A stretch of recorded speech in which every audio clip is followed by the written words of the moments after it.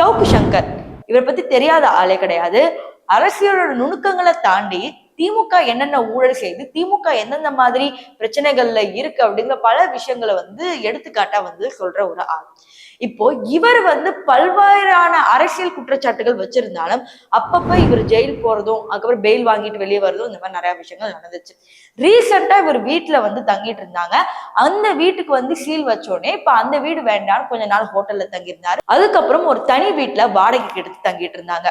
இப்போ இந்த வீடு கீழ்ப்பாக்கத்துல இருக்கு. இது ரொம்ப ரகசியமா இருக்கு. யாருக்கிட்டையும் நான் இங்கதான் தங்குறேன் அப்படின்றத சொல்லவே இல்லை. சவுக்கு சங்கர் வீட்டுல அவரும் அவருடைய அம்மாவும் தான் தங்கியிருக்கிறாங்க. இப்போ நேற்று காலையில இருந்து மதியானம் வரை இந்த டைம்ல என்ன நடக்குதுன்னா, சவுக்கு சங்கர் அவர்கள் கோர்ட்டுக்கு போய் கையெழுத்து இட போயிருக்காங்க.